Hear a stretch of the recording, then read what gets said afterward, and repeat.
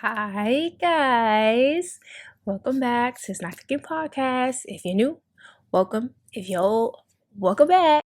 Don't forget to follow the It's Not Cooking Podcast Instagram page. I'll be posting weekly questions and I'll be reading you guys' answers on podcast. It's gonna be anonymous. I'm not gonna put your business out there, but we got some questions that I want to ask.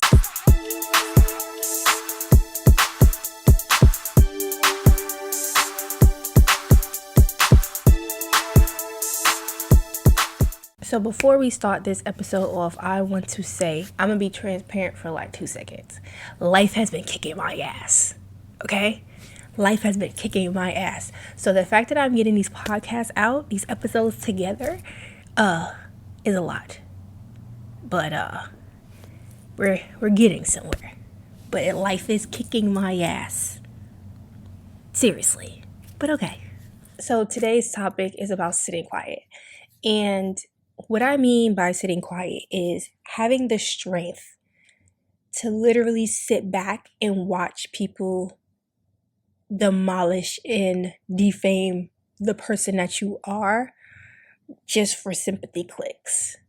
And I think I have been dealing with that for some years now. And when I tell you the strength it takes me to just ignore is I need an award at this point. And I'm at the space in my life where it's I don't want to go high. I want to go wherever underneath hell is. That's where I'm trying to hit. And that's where I'm at, because it's the strength to keep your mouth shut it's hard.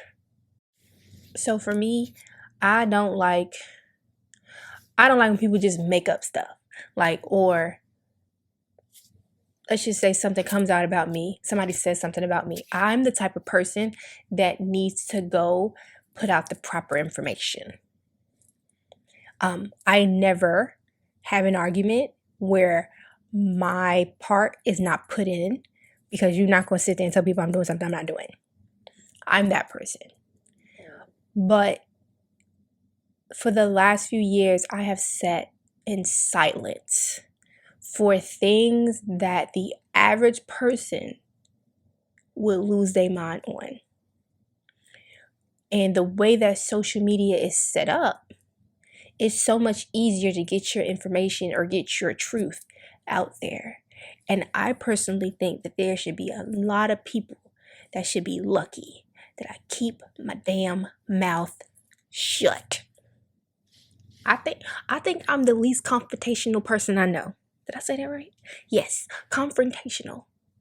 I don't fight. I don't argue. I try my hardest to stay out of drama. Drama seems, and it's always the people that, here's the thing. Everybody knows me enough to know that I'm never going to go and embarrass myself to try to stop somebody from embarrassing me. So I'd rather be quiet. So people know that. So people will say whatever they want to say, and I'll just be like, okay. Because people are going to believe what they want. And what I've noticed is that people will believe the bad stuff even if you tell them the truth. For example, Chris Brown and Rihanna. Rihanna had her truth for many, many years. We finally hear Chris Brown's side of the story, and everybody's still like, fuck Chris Brown. So it don't even matter if you come out and say this person was 10 times worse. It doesn't matter, because whatever perception they have of you is already out there. You're fucking stuck. You're stuck in whatever that person been thinking about you for years. Now imagine trying to come out years later to say, this happened, that happened, this happened, that happened. It don't matter, because people love the negative part. People love the sob story, opposed to being like, listen, so and so happened and this is a bunch of bullshit. I've sat and watched people go live with actual comments and commenters just spewing out bullshit. And that was my opportunity to just be like, I could do this and I could say this and I could ruin a bitch life. And I chose not to. That's a different level of strength. That's a different level of self-control. Do you imagine the self-control that you have to watch somebody violate you or someone you really, really care about on live without trying to like retaliate? Because here's the thing, I'm a consequence person. So I think about everything I'm about to do before I do it. So if I've done something, I'm going to think about the consequences that could possibly happen before it actually happens. Because it's like, okay, if I do this, here are the scenarios of things that can happen. But if I don't do it, the worst case scenario is everybody thinks I'm a bad person. And I'd rather that than to, because one of those scenarios could be me in jail. And do y'all see me? Do y'all see me? I'm not jail material, okay? I'm not even like bookends material. I've never been in a cop car. Like I'm pussy for those kind of things. So I personally try not to go to hell with people, but the itch, it's like a crackhead. It's like, I'm ready to ruin the bitch life. I'll be mad ready. And people don't understand that I'm also the type of person that don't delete anything. Okay? I hold everything. Because you just never know when you're going to need it. You never know. And the strength that I have just to save it and never put it out there. Like I said, I need an award. What makes it worse is when it's unprovoked. Like if I'm minding my business or if anybody's minding their business and then someone just decides to just fuck with you for the sake of fucking with you. What are you doing? Like in my brain, my thoughts be like, I can ruin your fucking life with 3 fucking clicks. Are you serious? Are you fucking serious? I can ruin your entire existence with just one post. And niggas just be fucking with me. For what? I don't get it. I pat myself on the back every day, because I'm calm with the shits. It's like, alright, cool. I see you. I see you. Somebody went so far as to do a live on my son. And I still did nothing. Because like I said, the consequences behind going that far or going that low wasn't worth it. But the other side of me was like, click it, bow. You know what I'm saying? Like, the other side of me wanted nothing but rage and anger and words that can't be said on YouTube. But I've realized that people do things to get a reaction out of you. Like, people do things to provoke you. And the same person that do the poking is the first one on the phone with the cops when you finally react. Like, this is why I think before I do, because when I react to things, I'm going to be the one to get in trouble. It'll be my luck that I actually do something and I'm in somebody's courtroom. You know what I'm saying? It's dumb. In my head, it takes a special kind of person to allow so much to happen and not say anything. Like, I keep seeing the saying with like, being strong doesn't mean you always have to fight. the true strength in being an adult is having the strength to walk away from nonsense and hold your head up high. And I be telling myself that. But the other side of me be like,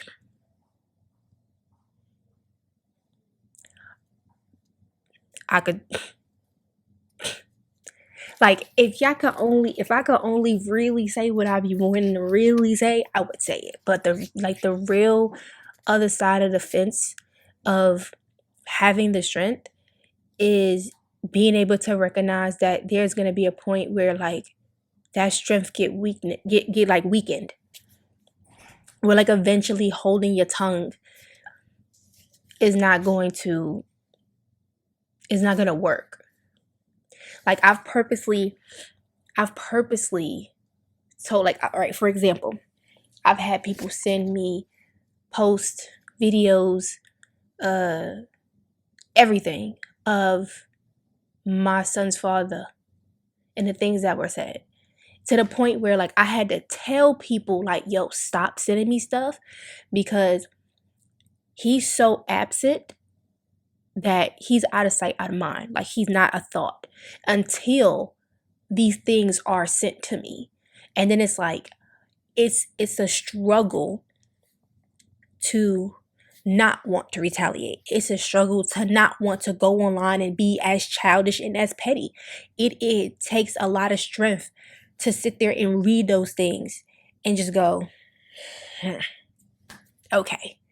Because the other side of me has everything I need to shut that shit down in 10 seconds. And everybody that's laughing and cackling and typing underneath it will look at everybody else's situation differently. I choose to keep my mouth shut. Another example, there's people who have their own side of the story on friendships that ended. Again, I have the other side. There's always 3 sides to a story. Like, people need to understand that. And that's your side, my side, the truth. And some people should be lucky that I just don't decide to say my story. I don't feel like it's necessary for me to have my side spoken on. What is it going to change? We still don't fuck with each other. So what's the point of me spewing out information that me personally I feel like nobody needs to know?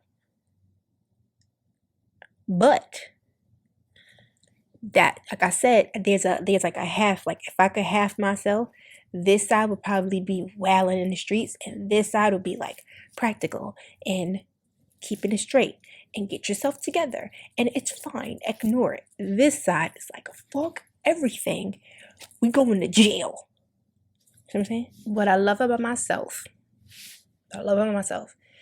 is that my consequence brain is so much stronger than my retaliation brain. And I love that about myself. Like, I love that I can think about it before I do something, or I think of all scenarios. I think of like what would happen, and I send, like, break down those scenarios in my head, and I create everything so that I can literally go, okay, if you do this, this is what's going to happen. If you don't do this, this is what's going to happen. And I like that I have that about myself, because there are so many people who don't, which is probably why most of them land in jail, or fights, or arguments, or losing friends and families and things like that, because they don't think, they don't care, they don't think about what they say to people. They just assume that because they said it, it's them, it's true, it is what it is. And it's like, I don't think that way. Like, I literally stand true to, if I say this, this can happen. If I do this, this can happen. And I believe that my consequence brain came more so when I had my son, because the other question was, what happens to him when I'm not here? Like, if I go for a fight, or I go to court, or I go to jail, what happens to him in that process? So that's another reason why I don't do a lot of stuff, because also a lot of things can affect him later on in life. So I imagine him getting older and seeing his parents social medias, fighting and being stupid. Or imagine him just at this age seeing it and not watching it unfold. And it's like, so I keep him as far away from adult drama as possible. When I mean far away, I mean like in his brain it don't exist. Because one, I love him to have his own perspective of people. Like, if I am not close to somebody and you had a relationship with them prior to us no longer talking, I would never be like, don't talk to that person. Unless that person put a danger to our family, I would never. Like, I don't think he's ever dealt with that. I've had one person I told him about that shit with. Other than that, no one else. And that person wasn't even like related to him. You know what I'm saying? So I've never been so low in my get strong not to get back to where it affects him. Like, never. Because he's such a loving little chunky monkey. So I don't want him to feel like he can't do or love because I don't. You know what I'm saying? So that's another reason why I don't go that low when things come out or things are said, because I want him to get his own idea of who these people are. You know, like, and that's friends, that's family, whomever that is. I want you to have your own perspective. So if you decide that you don't want to talk to them or you decide that you don't like them, that was all on you, and mom had no idea what that is. I also love that people underestimate what I will do. I think that's my favorite part. My favorite part in all of that is that you don't know that I'm actually really fucking evil. Because if you know me in real life, you know, like, I'm really nice, I'm sit back, I mind my business, I chill, I'm sweet, ha ha, kiki, I laugh with you the whole 9 yards. And I suppress every bit of rage I've had because I've seen myself angry and I don't like what that looks like. So a lot of people don't even know that I be holding that in. So as I've been told, like, you're not about that, Coya. Like, you don't do this, that, and third. Like, just because I don't rage the fuck out don't mean that I'm not like that. I choose to not be like that. I think before I do.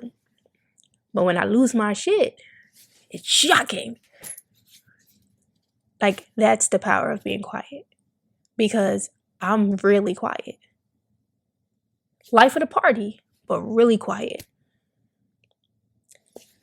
I've had situations where, like, everybody fighting and I'm just the only one just like everybody arguing, like literally arguing, and I don't do nothing.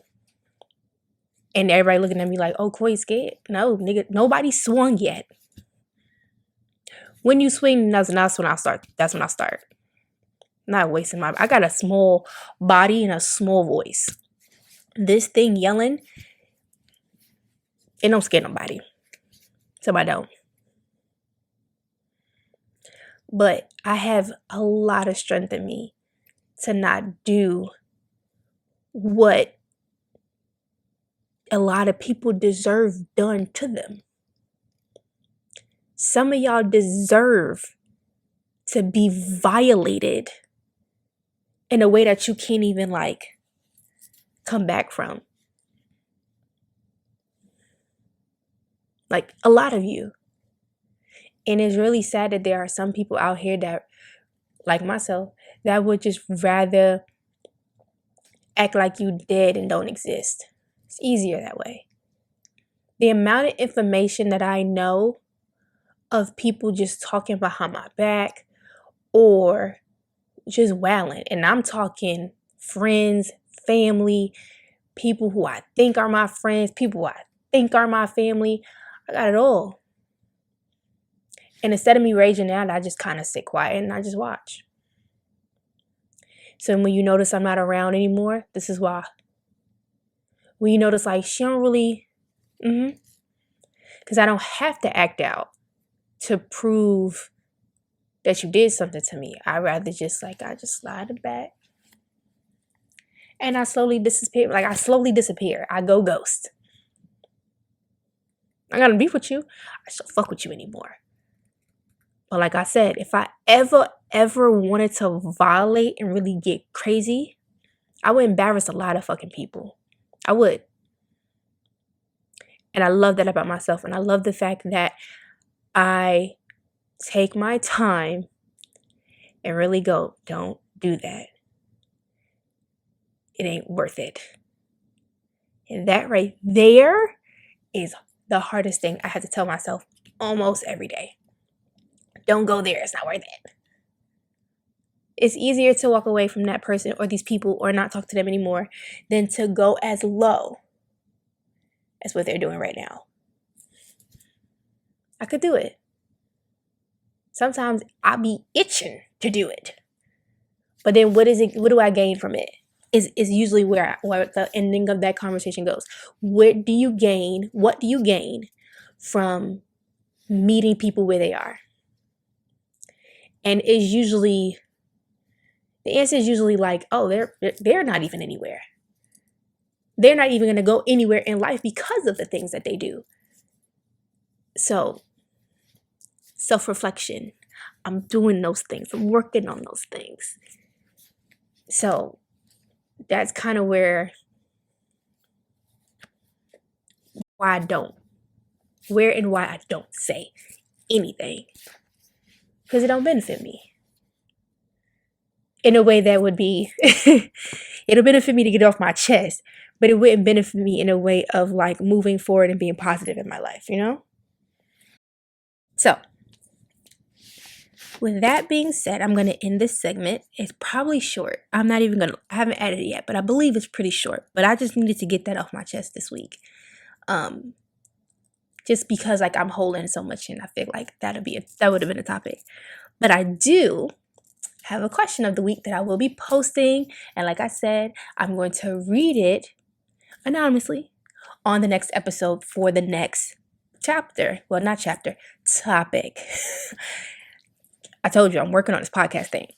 So my question is, when did you know that your friendship was over? What was the thing that ended it all? And we'll be back next week with some answers. And I'll probably do one of my own little stories. Don't forget to follow the Instagram page. It's Not Kicking Podcast. I'll be back next week with some answers, maybe a little story time of my own. But until next time, guys, bye-bye.